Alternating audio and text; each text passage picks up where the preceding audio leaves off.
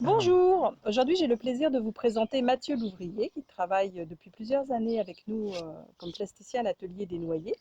Et Mathieu que j'ai eu l'occasion et le plaisir de rencontrer une première fois au salon de Bligny-sur-Ouche où étaient présentés à la fois des livres et des tableaux.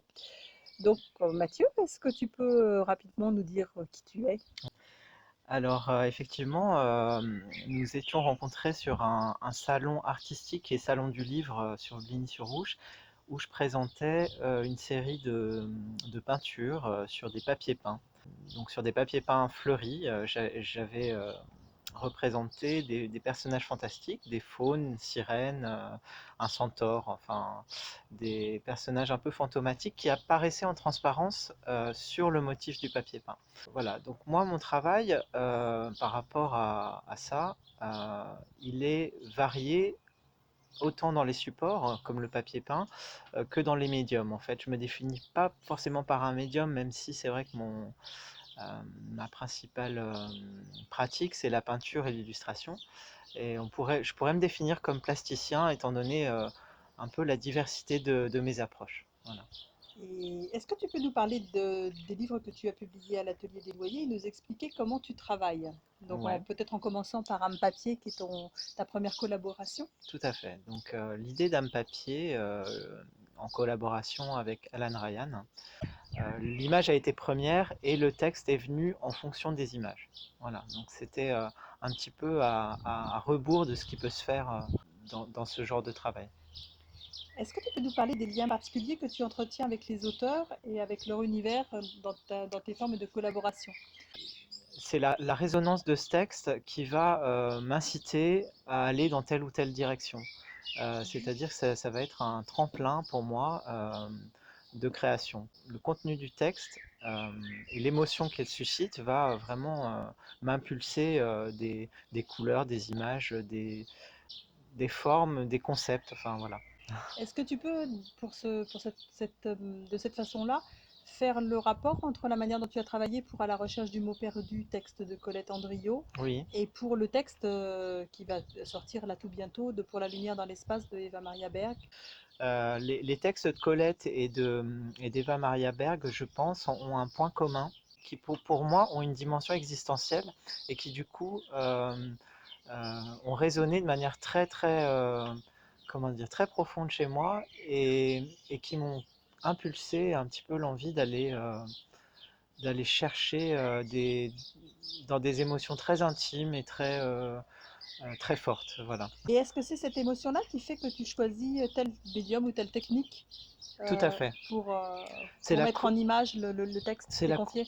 c'est la couleur de l'émotion que je vais ressentir, qui est contenue dans les textes qu'on me présente. Et par exemple, je pensais l'univers de Colette me paraissait empli d'une certaine douceur, avec des questionnements qui peuvent être forts et qui peuvent être philosophiques. J'y voyais un univers assez doux, avec des oiseaux, avec des demi-teintes, des couleurs assez douces, des choses comme ça. Pour Eva Maria Berg, il y a quelque chose de beaucoup plus de l'ordre du mystère et Métaphysique presque. métaphysique, Mm. tout à fait. Ouais, ouais. Et d'une manière générale, est-ce que tu préfères créer après le poète ou plutôt proposer un univers comme tu as fait pour un papier que tu mets ensuite en mots au niveau C'est de ton différent, il y a travail? d'un côté la liberté absolue de créer son monde et de proposer son monde.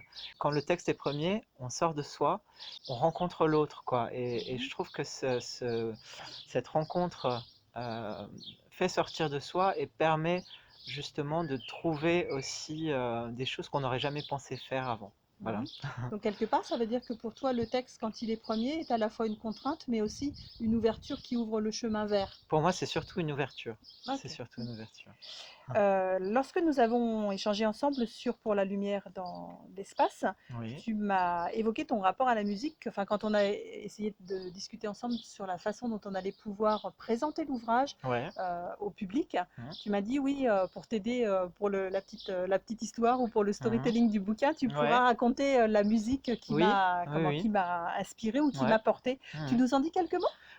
Pour chaque, comment dire, chaque univers, je m'inspire d'univers musicaux. Je m'immerge dans des musiques pendant mes créations. Et, et voilà, ça varie avec la coloration que je veux donner à ma toile. Je m'inspire de musiques qui vont me donner cette coloration. Donc, par rapport à la lumière dans l'espace, c'est vrai que j'étais dans le romantisme. Des musiques comme Chopin, Schumann, des musiques sacrées aussi, de la période romantique aussi, m'ont vraiment guidé dans vraiment tout le long de la création de ces images. C'est quoi le monde de Mathieu Louvrier? C'est quoi le monde? Alors justement, le monde de Mathieu Louvrier, en fait c'est des mondes. C'est vraiment des mondes parce que j'aime explorer des mondes très hétéroclites. Tantôt aller vers la douceur, vers l'enfance, vers la rondeur, euh, et à la fois parfois exprimer une certaine violence, une certaine noirceur aussi. Donc je peux avoir une vision du monde qui est merveilleuse et à la fois dramatique. J'aime m'autoriser à avoir les deux et à explorer les deux.